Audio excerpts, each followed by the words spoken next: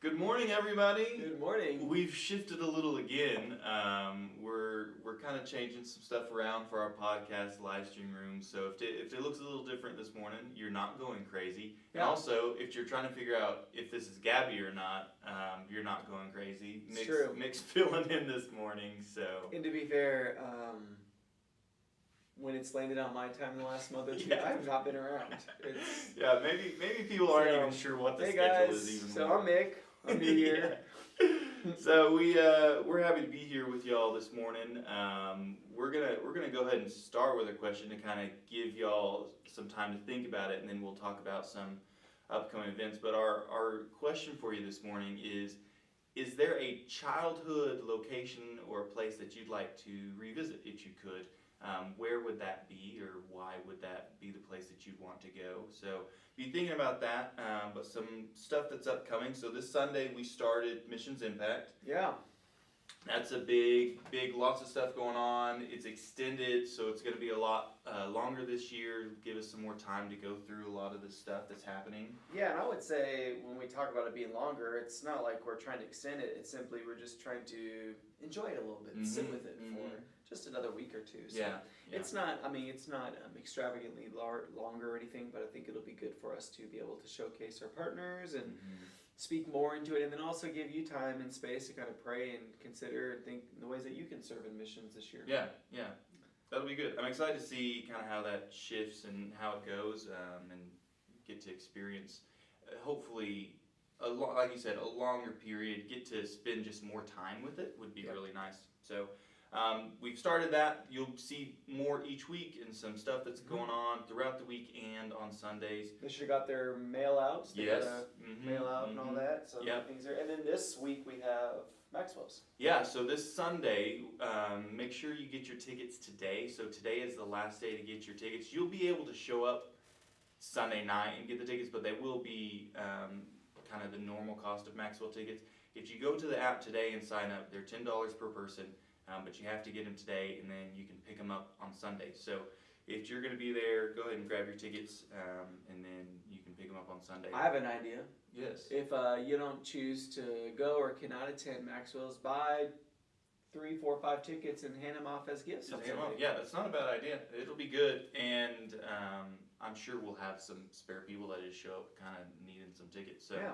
that's not bad. And Larry does, those proceeds do go to Missions Impact. They So do. it is a good little gift if you're not able to go, but you kind of want to help somebody else get to have a good time. And it's a lot of fun. So if you're free, be there. Food's fun, going through the maze. Do you go down the slide?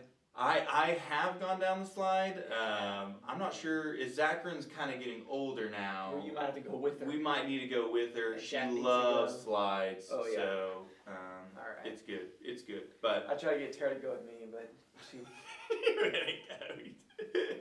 yeah, usually we have several kids that are going.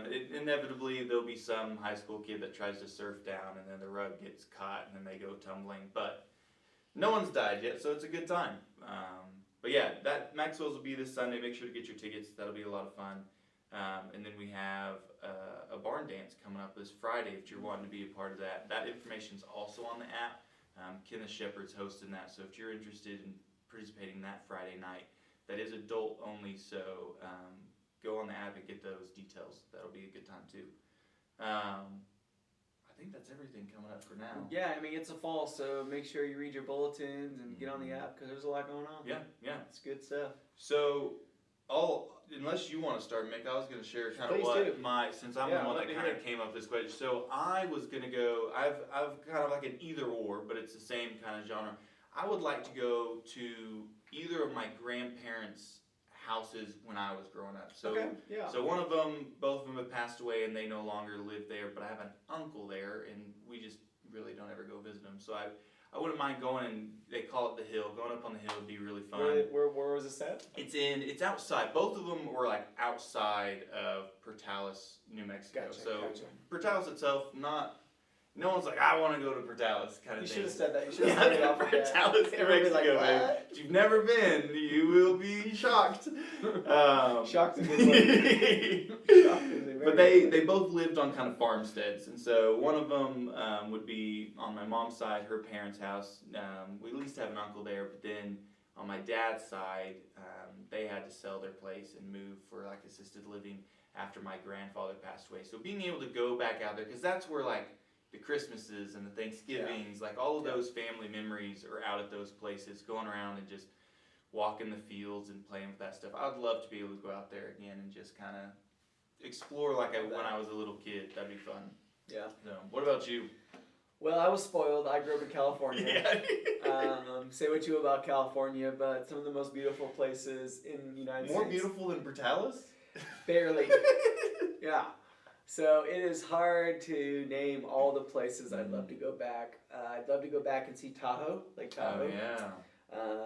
I'd love to go back and see Big Sur, Monterey Bay Peninsula. Yeah. Some of these places I've gone back to. So here's a kind of a funny story. So Tara and I did a California trip to see some of my family. It's been a few years. Our kids were they weren't old, but they weren't young. They were probably like preteens age. Anyways, we went to Santa Cruz, which that was like the place I went to growing up for like ocean experience. Oh, Santa nice. Cruz, maybe 2 hours, less than 2 hours from where we lived. There was a hotel right on there. So, anyways, in my brain, I thought this way, but when I got there, it was not at all what I remember. I mean, it was great, but it wasn't as big as I remember, right? Like there was the Santa Cruz boardwalk and these rides, and I just thought of it as it wasn't. It was a small little boardwalk. I remember this massive beach with the ocean, the massive waves, and it was just like it was nice, but I was like, oh. So I'm not trying to like belittle this question. I'm just simply saying I got to experience this, and I was like, oh wait a minute, this is not. Maybe it won't be as great as you were hoping it was. Kind of like people who leave Amarillo, they come back and they go, you know what? I would love to try Taco Villa one more time. One more time. And then they do, and they go, oh. oh. I don't think that's ever happened, Nick. I don't know what you're talking about. What? Kind of see the place that my dad enjoyed. That'd be So, fun. That'd be but fun. you're bringing a family, and there was a small little town. Well, I was born in Bellingham, which is small, but not that small. It's way north, Pacific Northwest. But there's a smaller town north of that called Ferndale. Okay. And that's where my aunts and uncles lived. And I've not been there in a long time. It'd be fun to go back and, because that was kind of my, our family trip. Would go to that's Ferndale, where you Washington, go.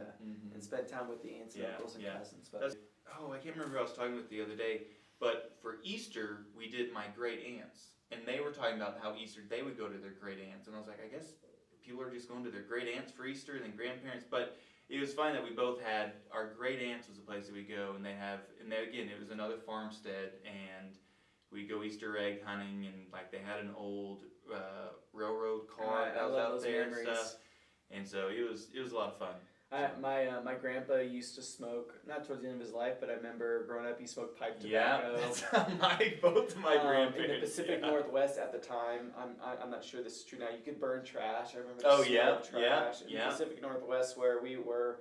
There were these snails this big. I remember trying to catch like massive snail. I just see. So you're right. The memories are they're good. Real. They're good. Terry's saying the Rock Cut State Park Quarry in Rockford, Illinois. Oh. Rockford, Illinois. Okay. There's no S. Illinois. Sorry, there's only one of them. My bad. It's quiet. It's singular. That's okay. That's okay. Rock Cut State Park Quarry. That's interesting. Where is Rockford? I have no idea where that is. Where's Rockford at, Terry? Rockford. So my dad grew up in Harvey, Illinois. Okay, nice. Which is south side Chicago. I'm gonna look this up. And then Faye is saying, oh man, Waxahachie, Texas. You know where Waxahachie is? It's South Dallas. Man, no, I've never been there. For relatives, going back to the family, spending time with family. Rockford is almost getting to Wisconsin. Nice. What do you do in a quarry? growing up? Oh man, so you sometimes the water be filled. Correct me if I'm wrong. Oh. Hiking, jumping in, swimming. Those quarries could get super deep, Really? especially in the Midwest area. Yeah, I've seen they're massive and they're pretty cool, and they get filled with water and they become almost like unique swim holes. So is it like after they're done with the cutting relatives? Yeah. I've been to Benton, Arkansas. That's one I actually know where that is. Love that. Northern Illinois is just south of Wisconsin. Benton, Arkansas. That's a pretty area of Arkansas. I love Benton. That's really, really nice. So, and Boaz says hello. Oh, and earlier Gina brought up the slide.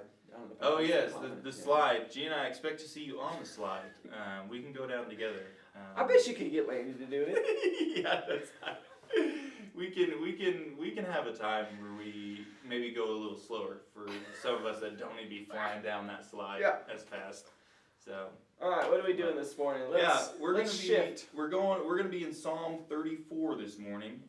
So I'm gonna read, and then Mick's got a borrowed prayer that we'll be going this morning. So let's read some scripture. I will extol the Lord at all times. His praise will always be on my lips. I will glory in the Lord. Let the afflicted hear and rejoice.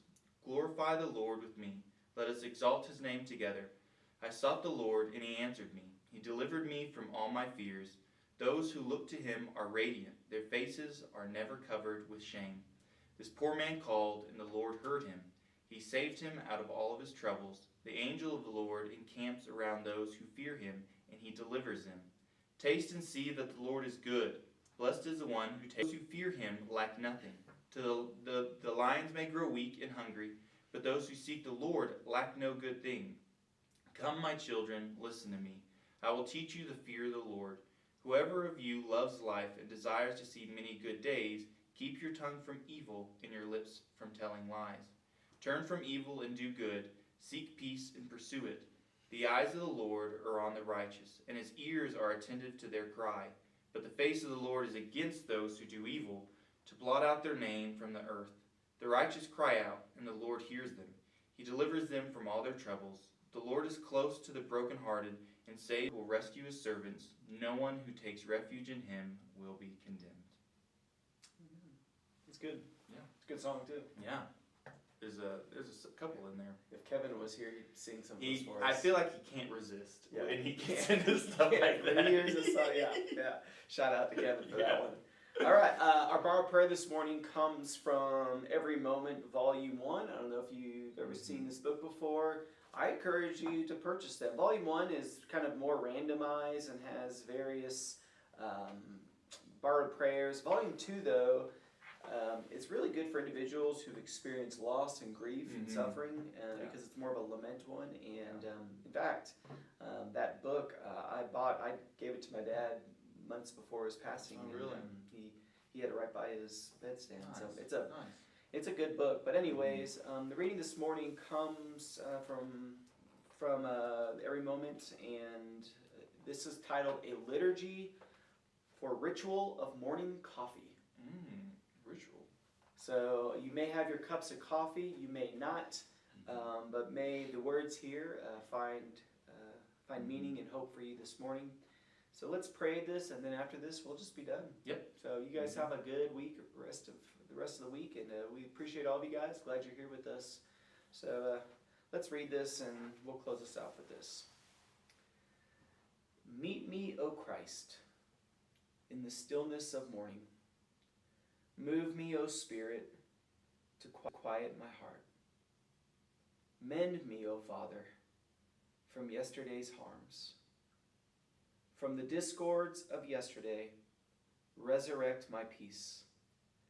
From the discouragements of yesterday, resurrect my hope.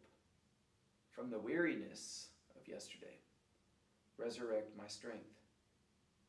From the doubts of yesterday, resurrect my faith. And from the wounds of yesterday, resurrect my love. Let me enter